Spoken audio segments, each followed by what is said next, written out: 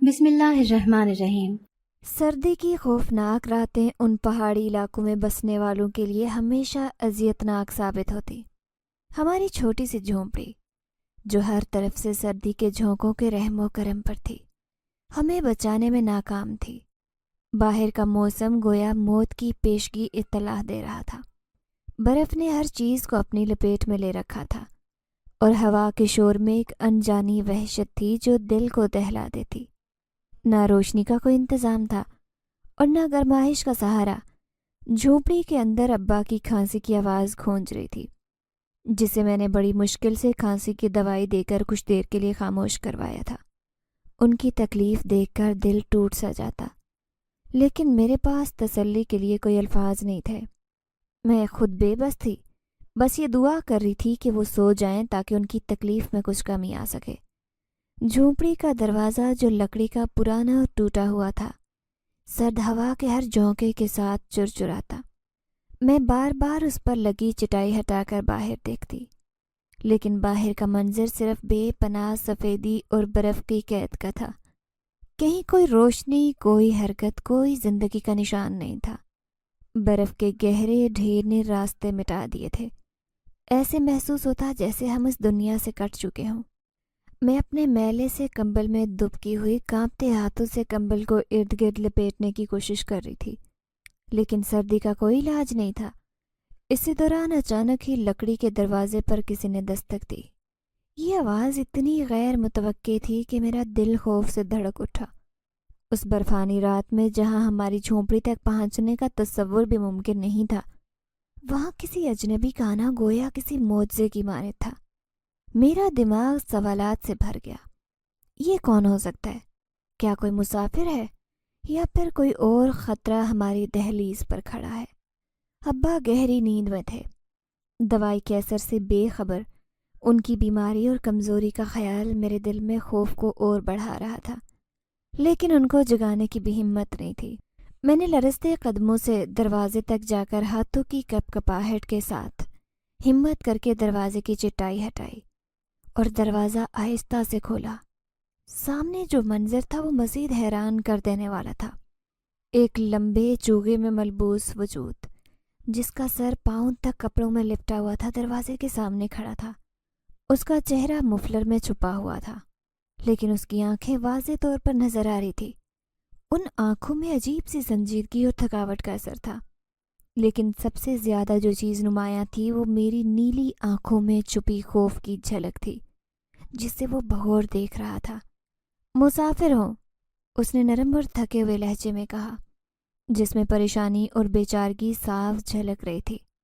راستہ بھٹک گیا ہوں، سوچا آج کی رات مجھے اگر یہاں پناہ مل سکے۔ باہر موسم بہت خراب ہے۔ اس کی آواز میں عاجزی تھی اور سرد ہوا کے شور کے درمیان یہ آواز کسی گہرے کنویں سے آتی محسوس ہو رہی تھی۔ میں کشمکش کا شکار تھی۔ دل چاہتا کہ فوراً دروازہ بند کر دوں اور اندر جا کر خود کو کسی محفوظ گوشے میں چھپا لوں، لیکن اس کی بے چارگی اور حالات کی سختی کو نظر انداز کرنا بھی ممکن نہیں تھا۔ ایک طرف خوف تھا تو دوسری طرف انسانیت۔ میرے دماغ میں سوالات بھن بھن آ رہے تھے۔ کیا وہ واقعی مسافر ہے یا کوئی خطرہ؟ اور اگر مسافر ہے تو کیا میں اسے پناہ دے کر اپنے گھر والوں کی جان خطرے میں ڈالوں گی؟ میری نیلی آنکھوں میں موجود الجھن کو شاید وہ بھی محسوس کر چکا تھا، کیونکہ اس نے فوراً کہا، فکر نہ کریں، میں صرف ایک رات کے لیے آپ کی جھونپڑی کا ایک کونا چاہتا ہوں، صبح ہوتے ہی یہاں سے نکل جاؤں گا۔ اس کے لہجے کی نرمی اور عاجزی نے میرے دل کی دھڑکنوں کو تھوڑا سا سنبھالا، لیکن فیصلہ اب بھی آسان نہیں تھا۔ میرے قدموں میں لرزش تھی، لیکن اس لمحے میں جو بھی فیصلہ کرنا تھا وہ میری ہی ذمہ داری تھی۔ اس اجنبی پر اعتبار کرنا واقعی مشکل تھا۔ نہ تو میں اسے جانتی تھی اور نہ ہی ایسی خوفناک رات میں کسی پر یقین کرنا آسان تھا، لیکن باہر کی سردی کا عالم ایسا تھا کہ انسانیت کا تقاضا یہی تھا کہ میں اس کی مدد کروں۔ میرے دل و دماغ کے درمیان کشمکش چل رہی تھی۔ ایک طرف خوف تھا اور دوسری طرف اس کی پریشانی۔ میری نیلی آنکھوں میں موجود بے یقینی شاید وہ بھی محسوس کر چکا تھا، کیونکہ اس کی نظریں مسلسل مجھ پر جمی تھی۔ لیکن پھر اچانک میرے دل میں ایک عجیب سی نرمی اتر آئی۔ دل نے فیصلہ کیا کہ اگر یہ واقعی مسافر ہے تو اس کا باہر رہنا ظلم ہوگا۔ حالات کی سنگینی اور اس کے لہجے کی عاجزی نے مجھے مجبور کر دیا کہ میں اس کی مدد کروں۔ اسی سوچ کے تحت میں نے آخرکار ہمت کر کے تھوڑا دروازہ اور کھولا اور آہستہ سے کہا، آپ اندر آ سکتے ہیں، لیکن صرف آج کی رات۔ وہ شخص شکریہ ادا کرتے اندر آ گیا اور جھونپڑی کے ایک کونے میں دبک کر بیٹھ گیا۔ میں نے بھی جلدی سے دروازہ بند کیا تاکہ سردی کا زور اندر نہ آئے۔ جھونپڑی کے اندر خاموش سی وحشت چھا گئی۔ وہ شخص ابھی بھی اپنے چوغے میں لپٹا ہوا تھا۔ اس کا چہرہ مفلر سے چھپا ہوا تھا اور اس کی پراسرار آنکھیں مسلسل میری طرف دیکھ رہی تھی۔ اس کی آنکھوں میں ایک ایسی گہرائی تھی جو مجھے بے چین کر رہی تھی۔ ایسا لگ رہا تھا جیسے وہ مجھے پرکھ رہا ہو، جیسے میرے دل کے خوف کو پڑھ رہا ہو۔ میں نے اپنے آپ کو مزید سمٹاتے ہوئے ایک کونے میں جگہ بنا لی، جہاں پہلے سے ہی ایک میلا کمبل اور پرانا تکیہ رکھا تھا۔ میرے دل میں عجیب و غریب خیالات آ رہے تھے۔ کیا میں نے اسے اندر بلا کر کوئی غلطی کی ہے؟ کیا یہ واقعی ایک مسافر ہے یا کسی خطرے کا پیش خیمہ؟ میرے اندر کا خوف اور بے یقینی بڑھتی جا رہی تھی، لیکن میں اس کے چہرے کو نہ دیکھ پانے کی وجہ سے کوئی فیصلہ نہیں کر پا رہی تھی۔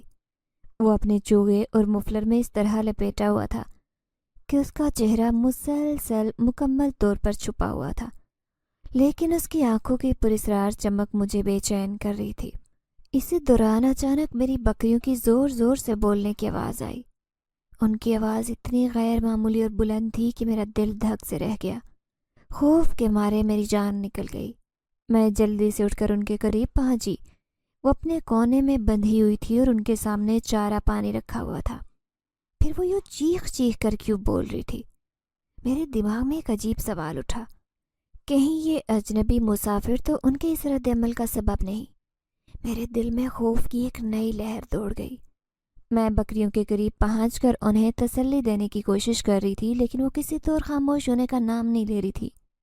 ان کی نظریں مسلسل اس اجنبی کی طرف تھی اور وہ گویا اسے دیکھ کر خوفزدہ ہو رہی تھی۔ یہ منظر دیکھ کر میرا دل دہلنے لگا۔ چارہ اور پانی دونوں موجود تھے، تو پھر یہ اچانک کا شور کیوں؟ میں سمجھ نہیں پا رہی تھی کہ آخر مسئلہ کیا ہے۔ ابھی میں بکریوں کو سمجھانے کی کوشش کر رہی تھی کہ اچانک ایک تیز خوشبو کا جھونکا میری ناک سے ٹکرایا۔ یہ خوشبو اتنی غیر معمولی تھی کہ میرے حواس یکدم متوجہ ہو گئے۔ میں پلٹ کر حیرت سے دیکھنے لگی کہ یہ خوشبو کہاں سے آئی۔ جھونپڑی کے اندر یہ خوشبو کیسے آ سکتی تھی؟ یہ خوشبو ایسی تھی جیسے کسی تازہ کھلنے والے پھولوں کا باغ میرے ارد گرد ہو، یا جیسے عطر کا چھڑکاؤ ہوا ہو۔ میرے دماغ نے فوراً اجنبی کی طرف شک کے نگاہ ڈالی۔ جب میں نے پلٹ کر دیکھا تو جو منظر میرے سامنے تھا وہ مزید حیران کن تھا۔ وہ اجنبی اپنی جگہ سے ہلا نہیں تھا، لیکن اس کی آنکھوں کی چمک اور گہری ہو چکی تھی۔ اس کے چہرے کا مفلر ہٹنے لگا تھا، یا شاید وہ خود آہستہ آہستہ ہٹا رہا تھا۔ میرا دل دھڑکنے لگا۔ کیا وہ مجھے کچھ بتانا چاہتا تھا، یا یہ خوشبو اس کی موجودگی کا کوئی خاص راز تھی؟ میرے قدم زمین میں جم سے گئے اور میں اپنی جگہ ساکت کھڑی اس منظر کو دیکھتی رہی۔ وہ میرے بالکل پیچھے کھڑا تھا۔ اس کی موجودگی کی دھیمی آہٹ نے میری ریڑھ کی ہڈی میں سردی کی ایک نئی لہر دوڑا دی، لیکن اس کے لہجے میں جو نرمی تھی وہ میری پریشانی کو تھوڑا کم کرنے کی کوشش کر رہی تھی۔ آپ اندر چلی جائیں، اس نے آہستگی سے کہا، گویا مجھے تسلی دے رہا ہو۔ میں ان بکریوں کی دیکھ بھال کرتا ہوں، آپ فکر نہ کریں۔ اس کی باتوں میں عجیب سی یقین دہانی تھی، لیکن میرے دل کی بے چینی اور خوف پھر بھی برقرار تھے۔ کیا واقعی یہ شخص میرے لیے مددگار ثابت ہوگا، یا میں اپنی بھول پن میں کوئی بڑی غلطی کر بیٹھی ہوں؟ اس نے میری بے یقینی کو محسوس کیا اور دوبارہ نرم لہجے میں کہا، سردی بہت زیادہ ہے، آپ اندر جا کر آرام کریں، باہر کا کام مجھ پر چھوڑ دیں۔ مجھے نہ چاہتے ہوئے بھی اس کی بات ماننی پڑی۔ میں جھجکتے قدموں کے ساتھ اندر آئی اور دروازہ بند کر دیا، لیکن دل اندر کے سکون کو محسوس نہیں کر رہا تھا۔ میرے کان بار بار بکریوں کی طرف لگے تھے، جو کچھ دیر پہلے تک مسلسل شور مچا رہی تھی، لیکن تھوڑی دیر بعد وہ آوازیں بھی اچانک خاموش ہو گئی۔ یہ خاموشی عجیب سی تھی، گویا کوئی طوفان آنے سے پہلے کا سکون ہو۔ میرے دل میں بے چینی بڑھنے لگی۔ مجھے کچھ سمجھ نہیں آ رہا تھا کہ یہ خاموشی اچھی علامت ہے یا کوئی نیا مسئلہ پیدا ہونے والا ہے۔ میں نے خود کو یہ تسلی دینے کی کوشش کی کہ شاید وہ اجنبی واقعی مددگار ہے اور بکریوں کو سنبھالنے میں کامیاب ہو گیا، لیکن پھر ایک اور خوف نے میرے دماغ کو جکڑ لیا۔ کیا پتہ وہ میری بکریاں چرا کر لے جائے۔ یہ خیال آتے ہی میرا دل تیزی سے دھڑکنے لگا۔ ہمارے پاس اور تھا ہی کیا، بکریاں ہی تو ہماری زندگی کا سہارا تھی۔ ان کی دیکھ بھال سے ہی میرا اور ابا کا گزر بسر ہوتا۔ اگر وہ بکریاں نہیں رہی تو ہم کس پر انحصار کریں گے؟ میری بے چینی اب حد سے بڑھ چکی تھی۔ آخر کار میں نے فیصلہ کیا کہ دیکھنے جاؤں کہ باہر کیا ہو رہا ہے۔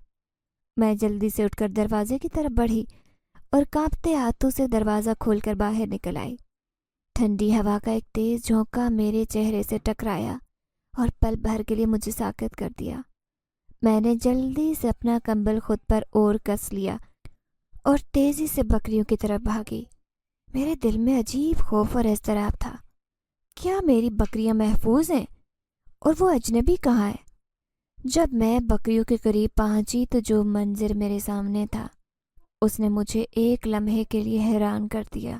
میری تمام بکریاں وہیں موجود تھی، اپنے ٹھکانے پر کھڑی، خاموش اور پرسکون۔ ان کے ارد گرد چارہ اور پانی بھی ویسے کا ویسا پڑا تھا اور ان کی حالت میں کوئی غیر معمولی بات نظر نہیں آ رہی تھی۔ لیکن جس چیز نے مجھے سب سے زیادہ پریشان کیا وہ یہ تھی کہ اس اجنبی کا وہاں کوئی نام و نشان تک نہیں تھا۔ وہ جیسے آیا تھا ویسے ہی غائب ہو چکا تھا، بغیر کوئی سراغ چھوڑے۔ نہ اس کے قدموں کے نشان تھے، نہ کوئی اور اشارہ کہ وہ یہاں موجود تھا۔ میری حیرانی اور پریشانی دونوں بڑھ گئی۔ وہ شخص آخر کہاں چلا گیا اور اس نے بکریوں کے ساتھ کیا کیا؟ دل میں بے شمار سوالات اٹھ رہے تھے، لیکن ان کا کوئی جواب نظر نہیں آ رہا تھا۔ تھک ہار کر میں بکریوں کو دیکھنے کے بعد واپس اندر آ گئی، لیکن دل اب بھی بے چین تھا۔ رات بڑی مشکل سے کٹی۔ میں بار بار نیند میں جاگتی اور اس اجنبی کا خیال میرے ذہن میں آتا رہا۔ اگلی صبح جب میں بیدار ہوئی تو جو کچھ دیکھا اس نے میرے ہوش اڑا دیے۔ میں اپنی آنکھوں پر یقین نہیں کر پا رہی تھی۔ میری تمام بکریاں جو رات کو بالکل ٹھیک تھی ان کی حالت بدلی ہوئی تھی۔ وہ سب نہ صرف پہلے سے زیادہ تندرست اور چاق و چوبند لگ رہی تھی، بلکہ ان کے دودھ دینے کی مقدار بھی بڑھ چکی تھی۔ یہ سب کچھ کسی معجزے سے کم نہیں تھا۔ ایسے لگ رہا تھا جیسے کسی نے ان پر کوئی خاص مہربانی کی ہو۔ میرے دل میں اجنبی مسافر کے لیے ایک عجیب کشش اور خوف پیدا ہو گیا۔ وہ کون تھا؟ کیا وہ واقعی ایک انسان تھا یا کوئی اور؟ رات کے پراسرار واقعات اور صبح کا یہ غیر معمولی منظر میرے لیے ایک گہری پہیلی بن چکا تھا۔ میرے سوالات کے جواب تو صرف شاید کہیں چھپے ہوئے تھے، لیکن اس اجنبی کی یادیں اور اس کی پراسراریت میرے دل و دماغ پر نقش ہو چکی تھی۔ میرا نام شاہ گل ہے۔ میرا تعلق ایک ایسے پہاڑی علاقے سے تھا جہاں کی زندگی جتنی حسین نظر آتی اتنی ہی مشکل اور کٹھن بھی تھی۔ ہمارے علاقے کے پہاڑ اونچے اور برف سے ڈھکے رہتے، جہاں سردی ہمیشہ اپنے جوبن پر ہوتی۔ وہاں کے لوگ سخت جان، محنتی اور آزمائشوں کے عادی تھے، کیونکہ وہاں زندہ رہنے کے لیے ہر دن ایک جنگ جیتنا پڑتی۔ انہی لوگوں میں میں اور میرے ابا بھی شامل تھے، جو ایک چھوٹے سے جھونپڑی نما گھر میں رہتے۔ ہمارا گھر پہاڑ کی ڈھلوان پر ایک چھوٹے سے میدان میں تھا، جہاں تک پہنچنے کے لیے پتھریلے راستوں سے گزرنا پڑتا۔ میرے ابا پیشے سے ایک چرواہے تھے۔ ان کے پاس لمبی، خوبصورت اور اچھی نسل کی بکریاں تھیں، جنہیں وہ بہت محبت سے پالتے۔ بکریاں ہی ہمارے گزر بسر کا واحد ذریعہ تھی۔ وہی دودھ دیتی اور اگر کبھی ضرورت پڑتی تو ان میں سے ایک کو بیچ کر ہمارے روزمرہ کے اخراجات پورے کیے جاتے۔ لیکن یہ زندگی اتنی آسان نہیں تھی۔ پہاڑوں کی سردی اور خطرناک راستے ہر لمحہ ایک نئی آزمائش تھے۔ میری زندگی میں سب سے بڑا دھچکا اس وقت لگا جب میں صرف 8 سال کی تھی۔ میری ماں جو مجھ سے بے پناہ محبت کرتی تھی اچانک شدید بیمار پڑ گئی۔ پہاڑوں کے اس دور دراز علاقے میں نہ کوئی اچھا طبیب تھا اور نہ ہی کوئی ہسپتال۔ ابا نے ماں کے علاج کے لیے اپنی 4 بکریاں بیچ ڈالی، جو ہمارے لیے بہت بڑی قربانی تھی۔ لیکن ماں کی حالت روز بروز بگڑتی چلی گئی۔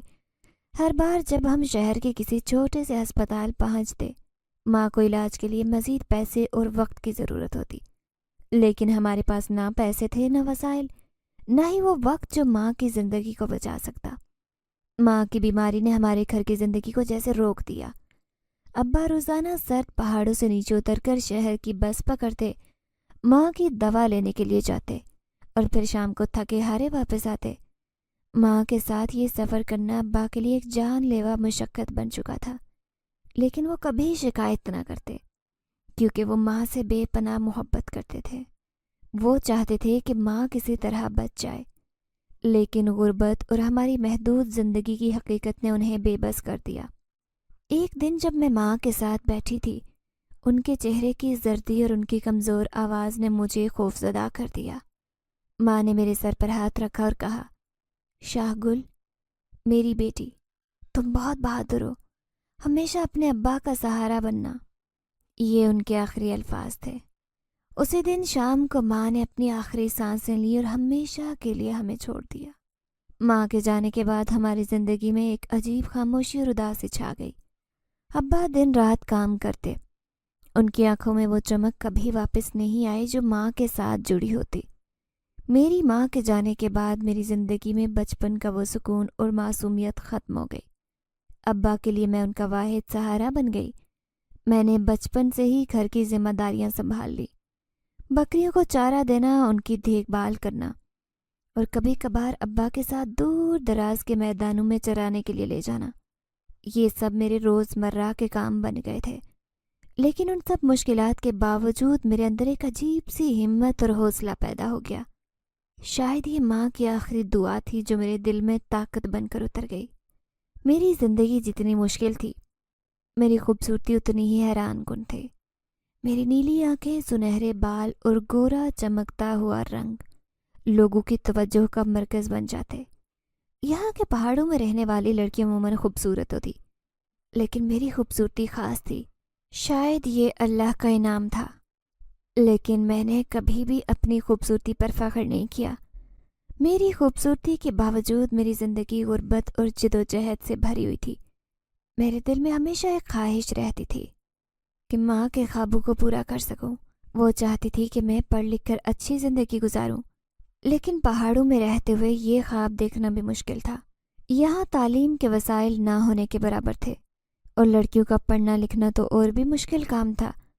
لیکن میرے اندر ایک امید تھی کہ کسی طرح اپنی زندگی بہتر بنا سکوں اور ابا کے لیے سہارا بن سکوں، جیسے کہ ماں نے چاہا تھا۔ اکثر ہی بڑے بڑے لوگ ہمارے گھر میں گھومنے پھرنے آتے۔ شاید قدرت کی خوبصورتی انہیں یہاں کھینچ لاتی۔ وہ لوگ جو شہر کے گلیمرس ماحول کے عادی تھے، یہاں کے فطری حسن اور سادگی سے متاثر ہوتے۔ جب وہ ہماری طرف آتے تو اکثر میری خوبصورتی ان کے لیے حیرت کا باعث بن جاتی۔ میں پہاڑوں کی اس سخت اور مشکل زندگی کی عادی تھی، لیکن ان لوگوں کی نظروں میں جیسے میری شخصیت میں کوئی خاص بات ہوتی۔ کئی نوجوان لڑکے لڑکیاں جو یونیورسٹیوں میں پڑھتی تھیں اور سیاحت کے لیے آتی میرے قریب آتی، میرے ساتھ باتیں کرتی، میرے چہرے کو دیکھ کر میری آنکھوں کی تعریف کرتی، اپنے موبائل فون سے میری تصویریں بھی بنا لیتی اور کہتی، شاہ گل، تمہاری آنکھیں کسی فلمی ہیروئن جیسی ہیں۔ میں ان کی باتیں سن کر مسکرا دیتی، لیکن دل ہی دل میں حیران ہوتی کہ یہ لوگ میرے سادہ وجود کو اتنی اہمیت کیوں دیتے ہیں۔ یہ سب باتیں میرے لیے کسی خواب کی مانند تھے، کیونکہ میں ایسی دنیا میں رہتی تھی جہاں خوبصورتی کی کوئی خاص اہمیت نہیں تھی۔ ہمارے علاقے میں لوگ خوبصورتی کے بجائے محنت، دیانتداری اور جفاکشی کو سراہتے۔ میری زندگی کی حقیقتیں مجھ سے وقت سے پہلے سنجیدہ ہو جانے کا تقاضا کرتی۔ میں نے بچپن میں اپنی ماں کو کھو دیا۔ جوانی کی دہلیز پر قدم رکھتے ہی میری عمر 16 سال تھی، لیکن اس وقت تک مجھے یہ بھی معلوم نہیں تھا کہ میری زندگی میں مشکلات کے پہاڑ اور بلند ہونے والے ہیں۔ ایک دن جب میں بکریاں چرانے کے لیے جا رہی تھی تو پہاڑ سے نیچے اترتے ہوئے ابا کا پاؤں پھسل گیا۔ وہ ایک گہری کھائی میں جا گرے۔ ان کی چیخ کی آواز پہاڑوں میں گونج اٹھی۔ میں ان کے پیچھے چل رہی تھی۔ یہ منظر دیکھ کر سکتے میں آ گئی۔ میرا دل دھڑکنے لگا اور میں تمام ہمت جمع کر کے ان کی طرف دوڑی۔ جب میں ان تک پہنچی تو ان کا چہرہ پسینے میں بھیگا تھا۔ وہ شدید درد میں تھے۔ میں نے اپنی پوری طاقت لگا کر انہیں اوپر کھینچنے کی کوشش کی، لیکن وہ اتنے زخمی تھے کہ چلنے کے قابل نہیں تھے۔ کسی نہ کسی طرح میں نے قریبی چرواہوں کو آواز دی۔ انہوں نے میری مدد کی۔ ہم نے ابا کو گاؤں کے ایک بزرگ کے پاس پہنچایا جو پرانے طریقوں سے علاج کرتا تھا، لیکن ان کی حالت اتنی خراب تھی کہ ہمیں ایک بار پھر وہی پہاڑی راستہ طے کر کے انہیں شہر کے چھوٹے سے کلینک لے کر جانا پڑا۔ ڈاکٹر نے بتایا کہ ان کی کمر کی ہڈی میں گہری چوٹ آئی ہے، اب وہ بستر سے اٹھنے کے قابل نہیں رہے۔ یہ سن کر میرے پیروں تلے سے زمین نکل گئی۔ ابا جو میرے لیے پہاڑوں کی مضبوط دیوار تھے بستر پر پڑ گئے۔ گھر کی تمام ذمہ داریاں میرے کندھوں پر آ گئی۔ ابا کی حالت دیکھ کر میرا دل ٹوٹتا۔ میں نے ان کی ہر ممکن دیکھ بھال کی، لیکن پہاڑوں کی اس مشکل زندگی میں ان کا علاج ممکن نہیں تھا۔ ہر ماہ ایک خدا ترس ڈاکٹر ہمارے علاقے کے لوگوں کا مفت چیک اپ کرنے کے لیے آتا۔ وہ اپنی مرضی سے بغیر کسی فائدے کے ان پہاڑوں میں آ کر غریبوں کا علاج کرتا۔ میں نے اسی ڈاکٹر سے ابا کا علاج کروانا شروع کیا۔ وہ ڈاکٹر بہت زیادہ نیک دل اور ہمدرد تھا۔ وہ کہتا، شاگل، تمہارے والد کا علاج شہر کے کسی بڑے ہسپتال میں ہونا چاہیے، یہاں کے حالات میں ان کا ٹھیک ہونا ممکن نہیں۔ اگر تم انہیں شہر لے کر جا سکتی ہے تو ان کی زندگی بچ سکتی ہے، ورنہ ایسے ہی بستر پر پڑے ایک دن دنیا سے چلے جائیں گے۔ ڈاکٹر کی باتیں مجھے اندر تک توڑ دیتی۔ میں دن رات سوچتی کہ کیا کروں۔ میرے پاس اتنے وسائل نہیں کہ ابا کو شہر لے جا سکوں۔ ان کی بیماری نے مجھے وقت سے پہلے بڑا کر دیا۔ میں نے تعلیم چھوڑ دی کیونکہ میرے لیے ابا کی خدمت اور گھرداری اہم تھی۔ میرے کندھوں پر اتنا بوجھ تھا کہ کبھی میری ہمت جواب دے جاتی، پھر خود کو تسلی دے کر کہتی کہ اللہ سب دیکھ رہا ہے اور وہی میری مدد کرے گا۔ اس کی بات سن کر میں بے بسی سے آنسو بہا رہی تھی۔ میری زندگی کا واحد سہارا میری 6 بکریاں تھیں جنہیں میں بچوں کی طرح پالتی۔ ہر روز صبح سویرے اٹھ کر چارے کا انتظام کرتی، انہیں پہاڑوں پر چرانے لے جاتی اور شام کو واپس لاتی۔ انہیں بکریوں کو بیچ کر ہمارے گھر کا گزارا ہوتا۔ جب بھی کسی کا بکری کا بچہ بیچتی تو دل پر جیسے پہاڑ ٹوٹتا، لیکن میری مجبوریاں ان جذبات کو دبانے پر مجبور کرتی۔ ان کے بغیر میرے اور میرے ابا کے لیے زندگی گزارنا ممکن نہیں تھا۔ اب تو سردیوں کی راتیں اور بھی لمبی اور کٹھن لگنے لگی۔ برف سے ڈھکی زمین، کپ کپاتی ہوائیں اور اندھیری راتیں میری پریشانیوں کو مزید بڑھا دیتی۔ لیکن اس رات آنے والے مسافر نے عجیب الجھن میں ڈال دیا۔ وہ کون تھا، کہاں سے آیا تھا اور کیوں آیا تھا؟ یہ سوال میرے ذہن میں کھونج رہے تھے۔ اس کی پوری اسرار موجودگی نے میری راتوں کی نیند اڑا دی۔ وہ خاموشی سے آیا، خاموشی سے بیٹھا اور بغیر کوئی نشان چھوڑے غائب ہو گیا۔ مجھے یقین ہی نہیں ہو رہا تھا کہ وہ کوئی حقیقی انسان تھا یا کوئی اور مخلوق۔ ایک دن جب میں بکریاں چرانے کے لیے پہاڑوں پر گئی، اچانک ٹھوکر لگنے سے میرا پاؤں زخمی ہو گیا۔ یہ معمولی چوٹ نہیں تھی، میرے پاؤں میں اتنا درد تھا کہ چلنے کے قابل نہیں رہی۔ میں زمین پر بیٹھی زخم دیکھ رہی تھی جس سے خون رس رہا تھا۔ سردی کی شدت نے میری حالت خراب کر دی۔ دل میں خوف نے گھر کر لیا کہ اس حال میں گھر کیسے پہنچوں گی۔ پہاڑوں کی مشکل اور خطرناک چڑھائی میرے لیے چلنا تو دور کی بات، کھڑا ہونا بھی مشکل تھا۔ میری سب سے بڑی پریشانی یہ تھی کہ اگر میں چل نہیں سکتی تو بکریوں کے لیے پانی کیسے لے جاؤں گی؟ پہاڑوں پر نہ تو کوئی جھیل تھی نہ کوئی بہتا ہوا چشمہ۔ ہمارے گاؤں کے لوگ پانی کے لیے برف پگھلاتے یا پھر دور دراز کے ندی نالوں سے پانی بھر کر لاتے۔ میرے پاس پلاسٹک کے چھوٹے ڈرم تھے جنہیں میں اپنے کندھے پر اٹھا کر پانی بھرتی اور گھر واپس لاتی۔ یہ کام اتنا آسان نہیں تھا جتنا لگتا۔ ہر بار پانی لانے کے لیے گھنٹوں سفر کرنا پڑتا۔ نہ صرف اپنے گھر کے لیے بلکہ بکریوں کے لیے بھی پانی کا انتظام کرنا میری ذمہ داری تھی۔ ان سردیوں میں یہ کام مزید مشکل ہو گیا کیونکہ برف سے ڈھکی زمین پر پھسلن کی وجہ سے قدم جمانا بھی مشکل ہوتا۔ زخمی حالت میں زمین پر بیٹھی یہ سوچ رہی تھی کہ اب کیا کروں۔ میرے دل میں خوف تھا کہ اگر وقت پر گھر نہیں پہنچتی تو ابا کی حالت اور خراب ہو سکتی ہے۔ وہ پہلے ہی بستر پر تھے اور میری غیر موجودگی میں انہیں دیکھنے والا کوئی نہیں تھا۔ دوسری طرف میری بکریاں بھی پانی کے بغیر زندہ نہیں رہ سکتی تھی۔ میں پہاڑوں پر بیٹھی بے بسی سے رونے لگی۔ سردی کی شدت، زخم کا درد اور ذمہ داریوں کا بوجھ میری ہمت ختم کر رہا تھا۔ اسی حالت میں میری آنکھیں بند ہونے لگی۔ تھکن اور سردی سے مجھے نیند محسوس ہونے لگی۔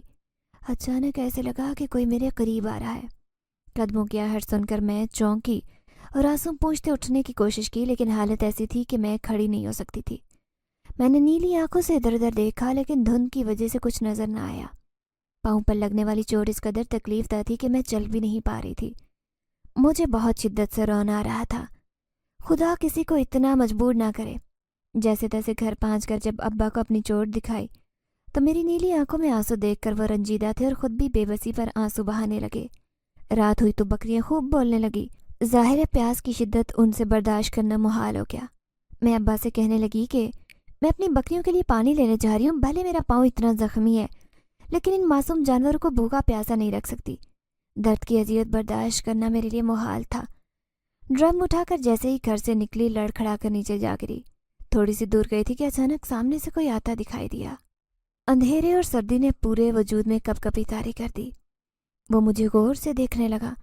میری حیرت کی انتہا نہ رہی، یہ تو وہی اجنبی مسافر تھا۔ اس کی آنکھیں سامنے تھی لیکن چہرہ نہیں۔ تبھی وہ نرم لہجے میں کہنے لگا، کہاں جا رہی ہو تم؟ وہ مجھ سے ایسے بات کر رہا تھا جیسے میری اور اس کی صدیوں کی جان پہچان ہو۔ سر جھکا کر میں کہنے لگی، میں پانی لینے جا رہی ہوں، اس زخمی پاؤں کے ساتھ۔ اس نے میرے پاؤں کی طرف اشارہ کیا۔ میری حیرت کی انتہا نہ رہی۔ وہ میری تکلیف سے کیسے واقف ہے جبکہ اس نے تو اس دن سے مجھے دیکھا ہی نہیں۔ میں بے بسی سے کہنے لگی، کیا تم میری بکریوں کے لیے پانی لا سکتے ہو؟ اس کی آنکھوں میں مسکراہٹ چمکی۔ تبھی اس نے میرے ہاتھ سے پانی کی ڈرم لی اور اندھیرے میں غائب ہو گیا، جبکہ میں جلدی سے گھر آ گئی۔ تھوڑی دیر بعد دروازے پر دستک ہوئی۔ میں جانتی تھی کہ وہ پانی لے کر آ گیا ہوگا۔ جیسے ہی دروازہ کھولا، صرف پانی کی 2 ڈرمیاں دروازے کے پاس تھی، جبکہ اس کا تو نام و نشان نہیں تھا۔ لیکن جانے کیوں میرے دل میں اس کے لیے نرمی پیدا ہو گئی، اور پھر تھوڑی دن بعد میرے پاؤں کا زخم بھی ٹھیک ہو گیا۔ لیکن جب میں بکریوں کو لے کر چراگاہ جاتی، میری نگاہیں کسی کو تلاش کرتی۔ آج پھر ندی کے پاس تھی۔ ندی کے شفاف پانی میں میرا عکس واضح تھا۔ میں اپنے آپ کو دیکھ کر حیران تھی۔ کتنے دن ہو گئے میں نے آئینہ نہیں دیکھا۔ میری نیلی آنکھیں کسی تعریف کی محتاج نہیں تھی۔ خدا نے مجھے خوبصورت بنایا تھا۔ لیکن تبھی میری نظر پیون لگے پھٹے پرانے کپڑوں پر پڑی۔ بکھرے بال، خالی آنکھیں۔ میں جانتی تھی کہ یہی میری حقیقت ہے۔ سامنے بکریاں چر رہی تھی، جبکہ میں اس درخت سے ٹیک لگا کر آنکھیں بند کر کے بیٹھی تو آنسو نکل کر گال پر بکھرے۔ اچانک عجیب خوشبو میرے پاس پھیلی۔ میں نے آنکھیں کھول کر دیکھا، سامنے وہ بیٹھا تھا ایک پتھر پر جو مجھے محبت بھری نظروں سے دیکھ رہا تھا۔ اچانک اس کی نظر پانی میں آنے والے میرے عکس پر پڑی۔ تعریف کرتے ہوئے کہنے لگا، تم کتنی خوبصورت ہو شاگل۔ اس کے منہ سے تعریف سن کر میری خوشی کی انتہا نہ رہی۔ میں ہواؤں میں اڑ رہی تھی۔ پھر میں نے جھجکتے ہوئے اس سے ایک بات پوچھی، اس رات تم نے کہا تھا نا کہ تم مسافر ہو، یہاں سے چلے کیوں نہیں جاتے؟ یہ سن کر وہ مسکرایا اور کہنے لگا، کسی چیز نے مجھے روک لیا ہے۔ اس کا اشارہ میری طرف تھا۔ اس کی بات پر میں شرمائی اور جلدی سے پلٹ کر بکریوں کو دیکھا۔ وہ زور سے منمنائی جا رہی تھی جیسے کسی چیز سے خوف زدہ ہوں۔ نہ جانے انہیں کیا ہوا ہے، میں بڑبڑائی۔ جیسے ہی پلٹی تو میں حیران رہ گئی۔ وہ پھر چلا گیا تھا، جس طرح اچانک آتا ایسے ہی غائب ہو جاتا۔ میں بہت اداس محسوس کر رہی تھی۔ پھر بکریوں کو گھیر کر گھر لے آئی۔ رات کو ابا کے لیے قہوہ بنا رہی تھی جب اچانک دروازے سے کوئی اندر چلا آیا۔ اس وجود کو دیکھ کر مجھے نہایت کوفت ہوئی، کیونکہ یہ ابا کا دوست تھا، جمال چچا۔ وہ اکثر ابا کی خیریت پوچھنے آتا، لیکن میں جانتی تھی کہ اس کے ناپاک ارادے کیا ہیں۔ میں جو اسے چچا کہتی تھی، لیکن اچانک ایک رات اس کی شیطانیت مجھ پر کھلی۔ جب میں اس کے لیے چائے بنانے کے لیے چولہے کے پاس بیٹھی تھی، وہ میرے سامنے آ کر بیٹھ گیا۔ کیا ہوا چچا، تو مجھے ایسے کیوں دیکھ رہا ہے؟ میں اس کے دیکھنے کے انداز سے حیران تھی۔ وہ کھسک کر قریب آیا تو مجھے اچھا نہیں لگا، لیکن اس کی اگلی بات نے میرے پیروں تلے سے زمین نکال دی۔ جب وہ کہنے لگا، دیکھ تیرا باپ مرنے کو ہے، تیرا کوئی دوسرا آسرا بھی نہیں، مجھ سے نکاح کر لے، اس اذیت بھری زندگی سے تیری جان چھوٹ جائے گی۔ وہ مجھ سے اتنی غلیظ بات کیسے کہہ سکتا تھا، جبکہ میں تو اس کی بیٹی کی عمر کی تھی۔ اس کی پہلے سے شادی ہو چکی تھی، لیکن 20 سال ہونے کے باوجود اولاد نہیں ہوئی۔ میں ایک دم سے اٹھی اور کھڑی ہوئی۔ چچا، یہ تو نے سوچا بھی کیسے؟ میرے لیے باپ جیسا ہے تو۔ یہ سن کر وہ مکروہ ہنسی ہنسنے لگا۔ باپ جیسا ہوں لیکن باپ تو نہیں، تیرے باپ کی ٹانگیں تو قبر میں لٹکی ہیں، اس کے بعد تو میں ہی تیرا وارث بنوں گا۔ میں نے اسے اسی وقت گھر سے جانے کا کہا، لیکن اس نے جاتے ہوئے مجھے دھمکی دی کہ اگر کسی کو یہ بات بتائی تو خود اپنے ہاتھوں سے تیرے باپ کا گلا دبا دوں گا۔ آج پھر وہ چلا آیا تھا، مجھے دیکھ کر شیطانیت سے مسکراتا رہا، جبکہ ابا کو اس کے ارادوں کا علم نہیں تھا۔ جیسے ہی میں نے اسے کپ پکڑایا، اچانک اس نے میرا ہاتھ چھوا۔ میں چولہے کے پاس آ کر آنسو بہانے لگی۔ تھوڑی دیر بعد وہ چلا گیا، لیکن میں رات کو اپنی میلی سی چادر لپیٹ کر رو رہی تھی۔ آخر میرا مستقبل کیا ہوگا؟ ان پہاڑوں کے بیچ میری قبر بن جائے گی، لیکن میں چچا جمال سے شادی نہیں کروں گی، میں فیصلہ کر چکی تھی۔ اس رات بڑا عجیب خواب دیکھا، جیسے 4 عورتیں مجھے مل کر دلہن کی طرح سجا رہی ہیں، لیکن میرے چہرے پر بے پناہ خوشی ہے۔ میں نے خود کو آئینے میں دیکھا، میری نیلی آنکھیں خوشی سے چمک رہی تھی۔ تھوڑی دیر بعد کوئی اندر آیا۔ میں پلٹی تو وہ میرا ہونے والا شوہر تھا۔ پھر میری حیرت کی انتہا نہ رہی۔ وہ کوئی اور نہیں بلکہ وہی اجنبی مسافر تھا جس سے میں محبت کرنے لگی۔ اس خوبصورت خواب کو دیکھتے ہی میری آنکھ کھل گئی۔ میں بہت اچھا محسوس کر رہی تھی۔ جلدی سے کام نپٹا کر ابا کو دوا دی، انہیں بتا کر بکریوں کے لیے اسے چراغ گاہ میں ندی کے پاس چلی آئی۔ دل شدت سے دعا کر رہا تھا کہ وہ مجھ سے ملاقات کرنے آئے، لیکن میں پورا دن انتظار کرتی رہی۔ وہ نہیں آیا تو میری خوشی نا امیدی میں بدل گئی۔ سردیوں کے بڑھتے ہی ابا کی بیماری بھی بڑھتی جا رہی تھی۔ پھر ایک دن آدھی رات کو اچانک ابا کی طبیعت بگڑ گئی۔ میں بری طرح سے پریشان تھی، ان سے سانس لینا بھی دشوار تھا۔ میں پاگلوں کی طرح باہر بھاگی کسی کی مدد مانگنے کے لیے۔ پڑوس میں رہنے والے ایک آدمی کے گھر جا رہی تھی جس کا گھر یہاں سے دور تھا۔ تبھی راستے میں اچانک بری طرح کسی سے ٹکرائی۔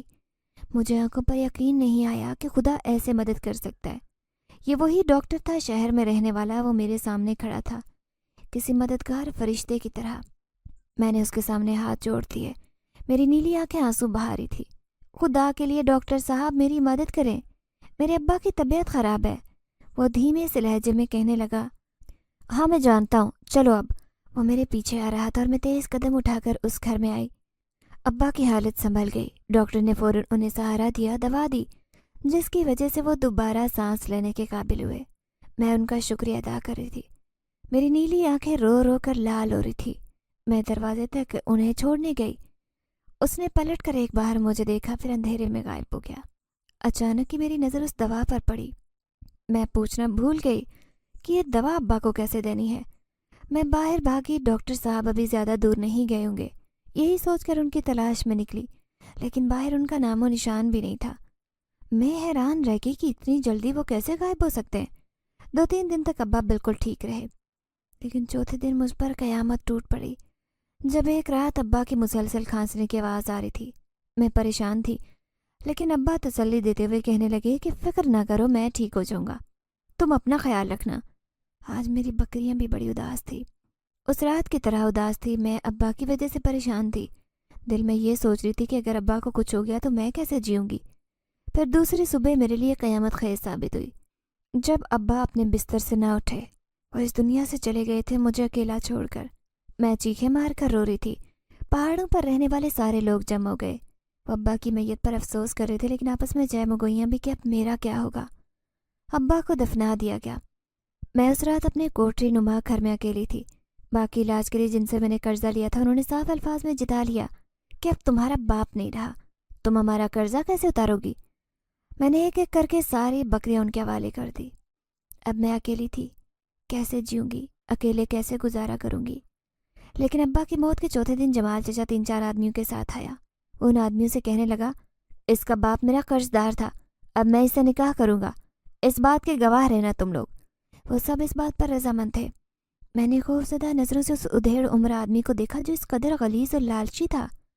اس نے کیسے سوچ لیا کہ مجھ سے شادی کر سکتا ہے؟ لیکن مجھ پر ان 2 آدمیوں کا خوف تھا کہ کہیں وہ میرے ساتھ زبردستی نہ کرے۔ اچانک جمال چچا نے آنے والے جمعے کو میرا اور ان کا نکاح کا اعلان کر دیا۔ میں زور سے آنسو بہا رہی تھی، کسی صورت اپنے اوپر ہونے والا ظلم برداشت نہیں کر سکتی تھی۔ پھر ایک رات میں نے ان پہاڑوں کو ہمیشہ کے لیے چھوڑنے کا فیصلہ کیا۔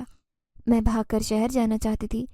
جیسے ہی بھاگنے لگی، اچانک جمال چچا نے مجھے گھر سے بھاگتے دیکھ لیا۔ اس نے آدمیوں کو میرے پیچھے دوڑایا۔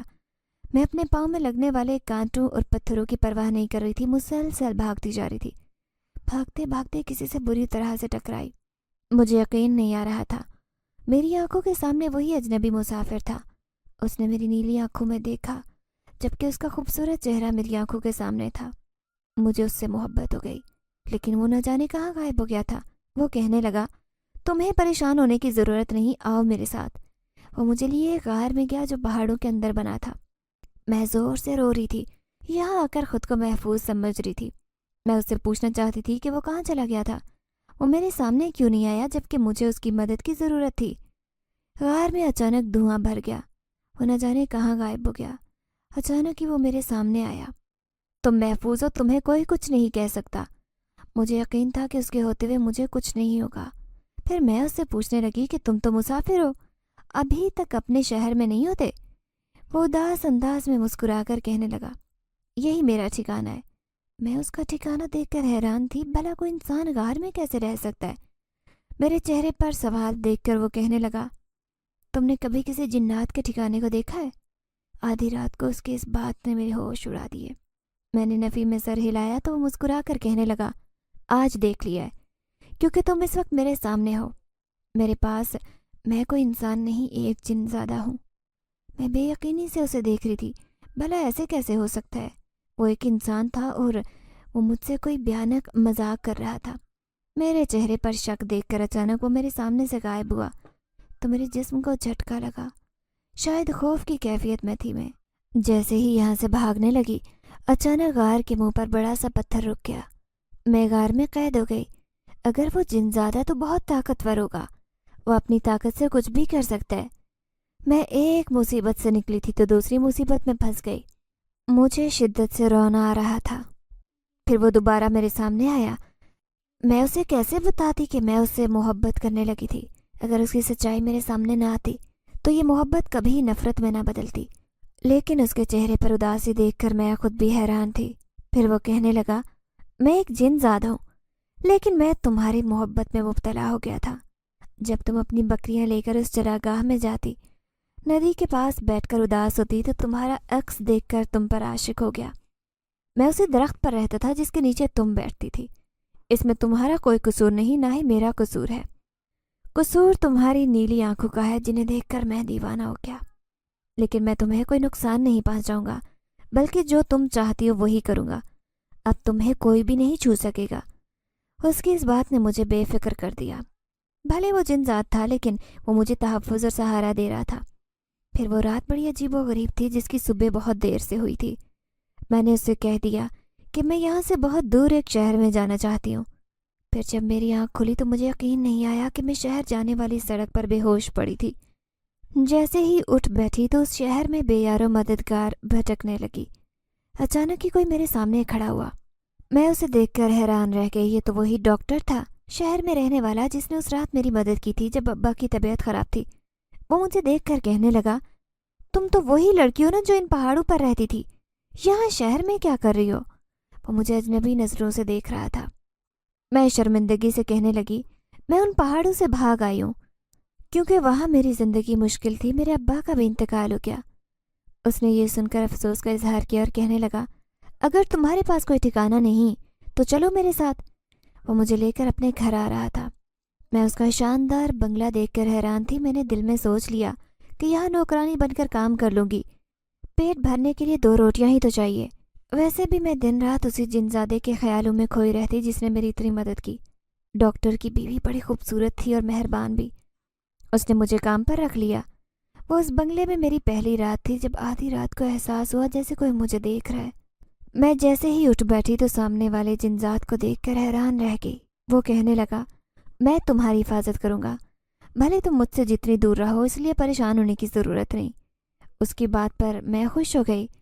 پھر یہاں 10-15 دن ہوئے تھے کہ جب ڈاکٹر کی بیوی نے مجھ سے عجیب و غریب بات کہی۔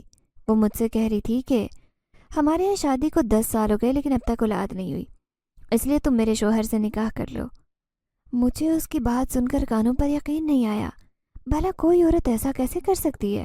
میں اس کی بات نہیں ماننا چاہتی تھی، لیکن جب اچانک ہی رات وہ میرے سامنے آیا تو وہی جنزاد اس کی محبت میں گرفتار ہو گئی تھی جس نے قدم قدم پر مجھے سہارا دیا۔ اس نے مجھے کہا تھا کہ یہ ایک مضبوط سہارا ہے۔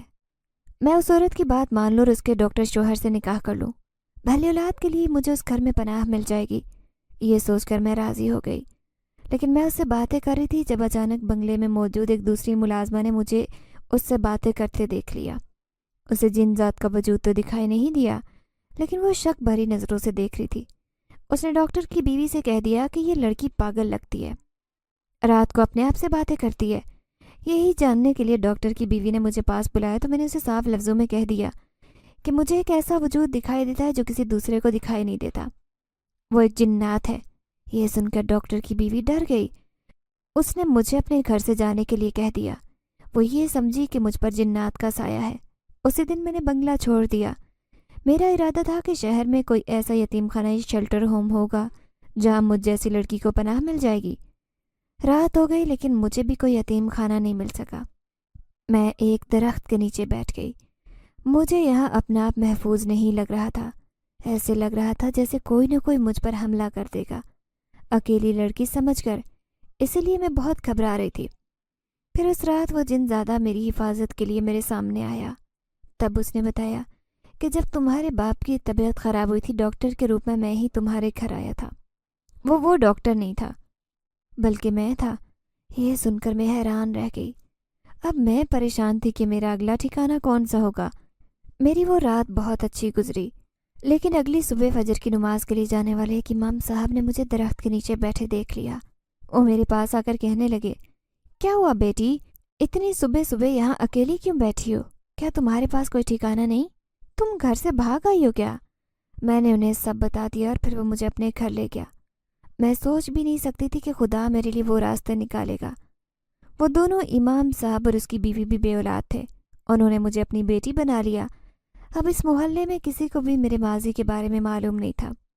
پھر ان دونوں نے میری شادی کروانے کا فیصلہ کیا۔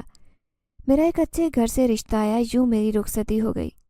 میرا سسرال بھی بہت امیر تھا۔ میری خوبصورتی کی وجہ سے انہوں نے مجھے اپنی بہو بنایا۔ گو کہ میں پڑھی لکھی نہیں تھی۔ ایک عمر میں نے بکریاں چراتے ہوئے گزاری تھی، اپنے باپ کو سنبھالا، لیکن وقت نے مجھے بہت سمجھدار کر دیا۔ اسی سمجھداری کی وجہ سے میں نے جلد ہی سسرال والوں کے دل میں جگہ بنا لی۔ یہ الگ بات تھی کہ ابھی بھی کبھی رات میں مجھے وہ دکھائی دیتا۔ جب میں پریشان ہوتی، اداس ہوتی تو وہ آ کر تسلی دیتا۔ یہاں کوئی بھی نہیں جانتا تھا کہ میری زندگی میں کوئی ایسا ہمدرد وجود موجود ہے جو صرف مجھے دکھائی دیتا ہے اور کسی کو بھی نہیں۔ میرا شوہر میرا انتہائی خیال رکھنے والا انسان تھا۔ اس نے مجھے بہت خوب محبت دی۔ یہی وجہ تھی کہ میں آج 2 بچوں کی ماں ہو کر خوشگوار زندگی گزار رہی تھی۔ ان پہاڑوں پر جانے کا میرا کوئی ارادہ نہیں تھا، کیونکہ پہاڑوں پر گزرنے والی زندگی بہت اذیت ناک تھی، جس کے بارے میں سوچنا بھی نہیں چاہتی تھی۔ ابا کے نہ جانے کہاں پہاڑوں میں وہ بھی دفن تھا۔ میں تو ان کی قبر بھی بھول چکی تھی۔ ہاں، ہر جمعرات کو ان کے لیے نیاز ضرور لگواتی، کیونکہ میرے دل کو اسی سے سکون پہنچتا تھا۔ ناظرین، اگر آپ کو آج کی یہ کہانی اچھی لگی ہو تو ویڈیو کو لائک ضرور کریں۔ اگر آپ کو ایسی دہشت ناک، دل کو جکڑ دینے والی کہانیاں پسند ہیں تو ایسی ایک کہانی روزانہ سننے کے لیے ہمارے چینل کو سبسکرائب کریں۔ اجازت چاہتے ہیں، اللہ حافظ۔